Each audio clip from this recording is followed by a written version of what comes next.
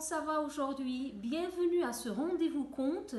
Aujourd'hui, j'ai choisi pour vous un conte de Chantal de Marolles, La baleine aux yeux d'or. On va découvrir tous ensemble le petit Nol et son histoire. Est-ce que l'amitié va triompher sur le pouvoir de l'or? Écoutez bien. La baleine aux yeux d'or.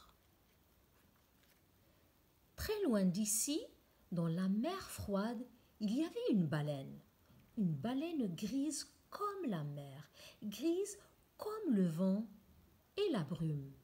Les marins qui l'avaient vue ne l'oubliaient jamais plus, car ses yeux étaient des perles d'or. Quand ils revenaient à terre, ils entraient dans les auberges et criaient « On a vu la baleine aux yeux d'or !» Dans son palais, le roi les entendait et murmurait « Je veux avoir ces yeux d'or, ce sont sûrement des yeux magiques !» Il avait promis une grosse récompense à celui qui les rapporterait. Aussi, quand ils s'embarquaient, les marins n'oubliaient jamais leur harpon pour l'attraper. Mais, en entendant leur bateau froisser l'eau de la mer, la baleine plongeait au plus profond de l'eau et s'en allait au bout du pays voir Nol, un petit garçon qu'elle aimait. Nol n'était pas heureux. Il n'avait plus de parents et vivait dans une vieille cabane avec sa tante Elle qui ne l'aimait pas. Souvent, le soir, il venait s'asseoir sur la falaise, épuisé par tout le travail que sa tante lui avait donné à faire, et il se mettait à pleurer si fort que parfois la mer débordait à cet endroit-là. Alors, la baleine arrivait et lui parlait tendrement de sa voix qui faisait trembler les vagues. Attends un peu, petit Nol. Un jour, ta tante sera petite et faible, et toi grand et fort, et tu feras tout ce que tu voudras. Sois patient. Hélas, ce soir-là, tante Elle a suivi Nol à la falaise, et quand elle voit la baleine avec ses yeux d'or tout brillants sous la lune, elle décide aussitôt de les prendre. Sans faire de bruit, elle retourne à la cabane, se lave, se coiffe, prend son châle et court au palais du roi. « Si je te donne les yeux d'or, dit-elle, est-ce que tu prendras mon neveu chez toi ?»« Oui, répond le roi, je le ferai premier ministre et je te donnerai tout l'argent que tu voudras. » Alors, envoie-moi demain tes meilleurs soldats au bord de la falaise. Quand Nol se réveille le lendemain matin, sa tante lui apporte un bol de chocolat et sourit. « Si tu veux, Nol, c'est fini pour nous d'avoir faim et froid et de dormir sous des fougères. Demain, tu peux être premier ministre et riche. Il suffit que tu appelles la baleine et moi, je cueillerai ses yeux. »« Jamais !» s'écrie Nol. « Ses yeux sont à elle. Il ne faut pas les lui prendre. J'aime mieux rester pauvre. » Tante Elle hausse les épaules. « Tu en fais des histoires pour des yeux qui ne sont même pas de vrais yeux, seulement des petites boules d'or et dont elle ne se sert sûrement pas. »« Non, répète Nol, non. » Alors, la tante se met à pleurer. « Quand je pense à tout ce que j'ai fait pour toi, à tout ce que j'ai dépensé, à tout ce que tu m'as coûté, à tous les plats que je t'ai cuits, à tous les soins que je t'ai donnés, et toi tu ne veux même pas que j'ai un vrai lit pour me coucher. » Alors, Nol dit « C'est bon, j'accepte. » Ils s'en vont vers la falaise et Nol crie « Baleine, baleine !» On entend comme un grondement, les vagues se fendent en deux et la baleine paraît.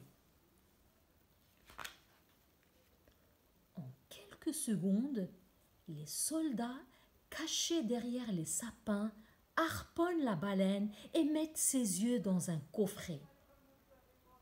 La baleine n'a même pas poussé un cri. Simplement, elle se secoue pour faire tomber les harpons. Puis, elle ferme lentement ses paupières grises et s'en va.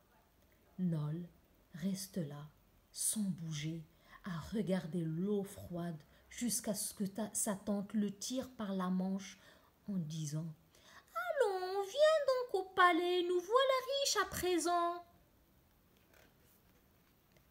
Le roi est fou de joie. Il fait coudre les yeux en or sur son bonnet de fourrure et aussitôt il voit toutes les mers, les bleues, les vertes et les noires. Il voit d'un coup tous les bateaux qui sont dessus et tous les poissons qui nagent dedans et tous les trésors coulés au fond. Il voit les dessous des icebergs et les tourbillons et les nids de tempête. Il crie « Ça y est, je suis le roi de la mer !» Il fait jeter tous les ciseaux de tout le pays pour qu'on ne puisse pas découdre les yeux. À partir de ce jour, Nol ne dit plus rien. Il ne mange plus, il ne dort plus, et quand il lève les yeux vers le bonnet du roi, il croit voir pleurer les yeux d'or. Alors, il n'y tient plus, et un soir, il se rend à la falaise et murmure « Baleine ? Baleine ?» Les vagues sombres se fondent en deux, et la baleine paraît. « Oh, Nol !» gémit-elle. « Rends-moi mes yeux, je les sens qui me regardent, tandis que je me cogne aux vagues. Rends-les-moi, je t'en prie. » « Oui, » répond Nol, « même si je dois mourir demain matin au lever du soleil, je te les apporterai. » En retournant au palais, il sent que son cœur bat mieux et que ses poumons respirent plus vite. Il est heureux. Il fait nuit noire quand il arrive au palais. Sans bruit, Nol entre dans la chambre du roi. Il lui retire doucement son chapeau de fourrure et s'approche de la fenêtre éclairée par la lune. Toute la nuit, avec ses ongles, il découd les poings serrés. Et quand tout est décousu, plein de bonheur, il cache les yeux dans son manteau brodé et s'enfuit vers la falaise. Il court à perdre haleine. Mais bientôt, il entend derrière lui les cavaliers du roi lancés à sa poursuite. Il court au plus vite encore, mais il entend les cris des soldats et les hennissements des chevaux. Alors, il se retourne pour voir s'ils sont encore loin et il tombe du haut de la falaise dans la mer en poussant un grand cri « Baleine !»